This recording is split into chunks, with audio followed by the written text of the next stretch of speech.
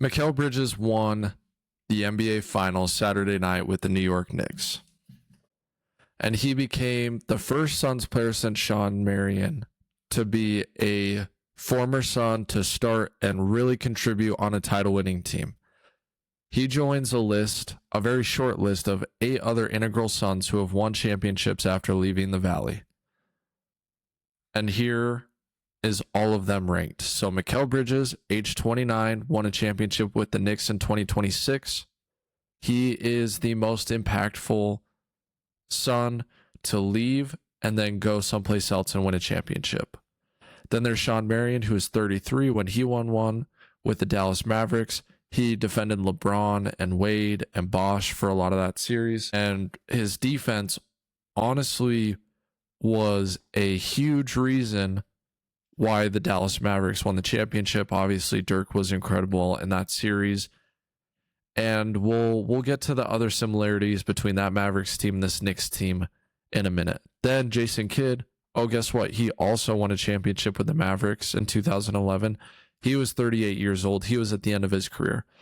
Then we had the Brazilian Blur, Leandro Barbosa, 32 years old, won a championship with the Warriors in 2015.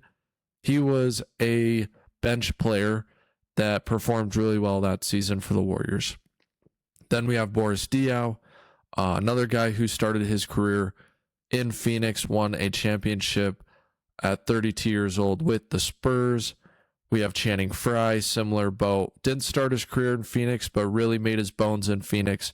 Won a championship with the Cavs in 2016 at age 33. We have AC Green, who won a championship with the Lakers in 2000. PJ Tucker won a championship with the Bucks at age 36 in 2021.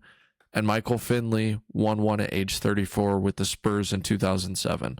So, not that long of a list. Guys don't usually move on from Phoenix and find a whole lot of success. Now, obviously, this was different.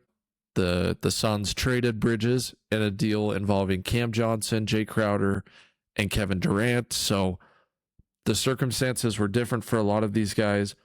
But for Kidd, he went and played in New Jersey for a long time. Never was able to win a championship there. For Marion, the Mavericks were not his first stop. And obviously neither was Bridges. And then same thing with Boris Diaw and Channing Frye. Those guys bounced around to a couple different teams and then won championships at the end. So Mikal Bridges is the best player to move on from the Phoenix Suns and win a championship, which, if you're a Suns fan, it's painful to see him win and not feel that joy of watching him win for our own team. But if you didn't get a little choked up seeing him cry on Saturday night and you didn't feel joy in your heart for Mikal Bridges, then I don't know if you are a true Suns fan, because Mikal gave everything. He was traded. He didn't want to leave, but he was traded. And he continued to do exactly what he had done in Phoenix. He continued to play hard. Still hasn't missed a game in his NBA career, which is just incredible. We have so many guys in the NBA who are missing games for the most minor injuries. I mean, we all went through the Bradley Beal experience last year and, the last 2 years. And then obviously, I don't know if we had a single guy outside of Oso Iguodala play all 82 games on the Suns this year. So even just playing 82 games is impressive. He logs heavy minutes. He's always guarding the other team's best or second best player. And he was awesome in the playoffs. So Bridges averaged 13.5 points per game in the playoffs on incredible efficiency splits. He shot 56% from the field, a 36.5% from three, 2.7 assists, and 1 steal a game as well. And it was incredible. I believe his effective field goal percentage was in the 60s. I think he shot over 60% from 2-point range in the finals. That's pretty impressive, especially because he does take a fair share of mid-range pull-up jumpers. And the other thing that's impressive about Bridges is that it's a whole lot more about the countable stats with him. he had to sacrifice a lot, which is exactly what he had to do in Phoenix. He had to sacrifice a lot because he was the fourth option on this team. It went Brunson, it went Townsend and Anunoby, and then it went Bridges. Bridges has a lot more to his game and probably could have done a lot more in this series, but he decided this whole season, his last 2 seasons with the Knicks, to be just the best role player he could be and to make everyone around him better. With Bridges, he always makes the high IQ plays, whether it's a one more to the corner, attacking closeouts, finding guys, cutting, moving off of the ball is something that he just does incredibly well. Whatever your team needs Bridges to do, he's going to go out there and do it very well. And that's what he did with the Knicks. He definitely gets a lot of flack because he was traded for 5 first-round picks to the Nets. But as everyone's been saying, F them picks, right? F them picks. You got a championship out of it.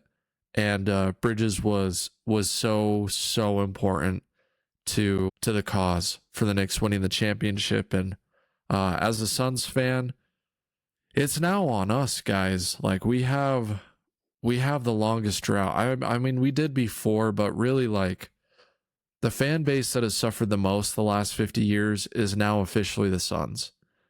You could have argued that it was the Knicks, and maybe because they were a big market team, they grabbed all the headlines. But guys, it's us. It's the Suns. We're a team that's been around forever, that's had sustained success for who knows how long, and we just can't win one. Just haven't won one. We've had multiple bites of the apple. In the 70s, we had a shot. In the 90s, we had a shot. In the 2000s, we definitely had a shot, because if the Suns beat the Spurs in 07, we're winning that championship.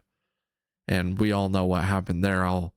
At some point this summer, I'm going to do a 30-minute deep dive video on why the Suns should have won a championship that season and why it was taken away from us. And we also, had a chance against the Milwaukee Bucks in 2021 when we were up 2-0.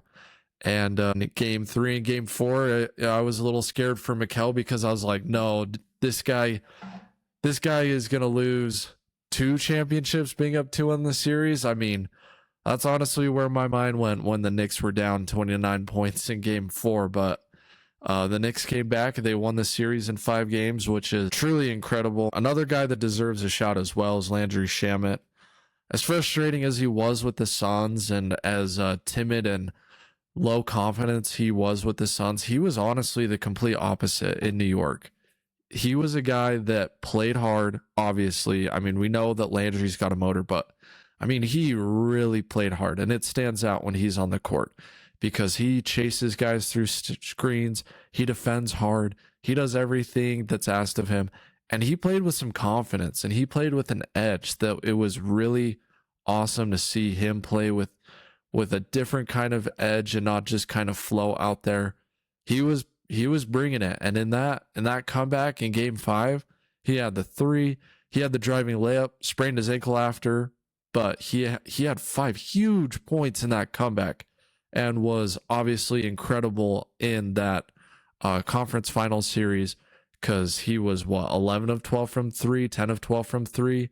I don't know if we'll ever see numbers like that in a series ever again. I mean, he was such an important part for the Knicks, and he wasn't even a guy that the Knicks were planning on playing a ton this season.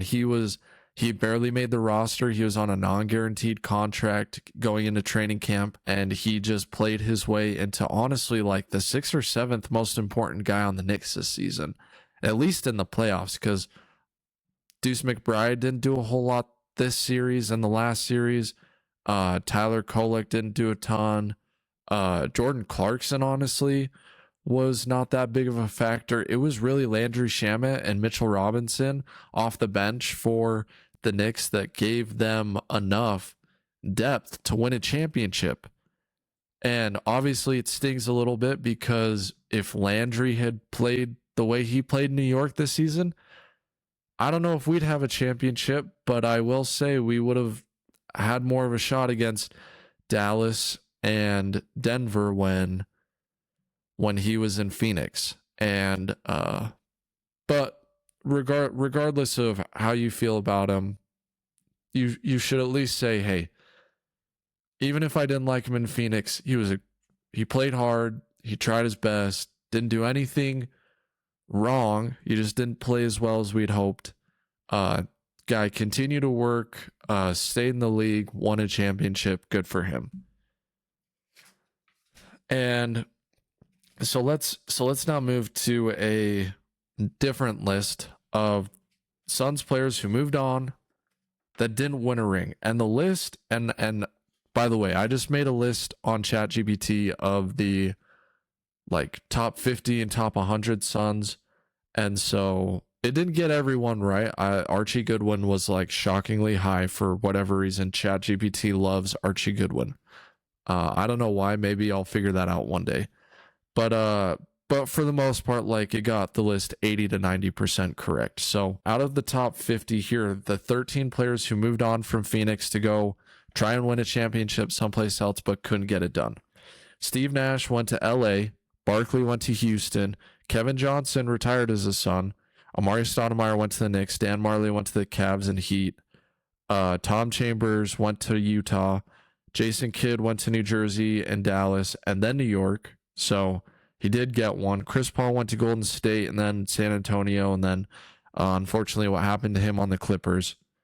Kevin Durant is in Houston, and it doesn't look right now he's going to get another one, but things could always change there. Joe Johnson played in Atlanta and Brooklyn, never won one. Eric Bledsoe went to Milwaukee and never even made the finals. Jeff Hornacek got close in Utah, and Goran Dragic got close in Miami. And then there's a few other high-level Suns that did go on to play at other teams, but they were at the end of their career, and so it wasn't like any of these guys that left Phoenix still kind of in the prime of their careers. So I mean, that's a good list. I mean, you put all those guys on a team together, and that's one of the greatest teams of all time. And all those guys have come to Phoenix, gotten close-ish to winning a championship, whether it's the conference finals or the NBA finals, but none of those guys ever got it done, unfortunately. So just shaking off the Suns' curse after leaving Phoenix is something that's hard to do, obviously, but it just makes what Mikal Bridges did even more incredible, and that's why he is the best Suns player to ever win a championship after leaving the Phoenix Suns. Hey, you made it to the end of the video. Thank you so much for watching. If you want to watch the full podcast version, there's a playlist right here that you can click on. If you want to watch more videos, you can click over here. And please remember to always, always, always like the video, comment on the video, subscribe if you haven't already. Follow us on Instagram, Twitter, Facebook, TikTok. We're all there all the time. So please follow us. Please continue to support the AZ Sports Podcast. And I will see you on the next episode.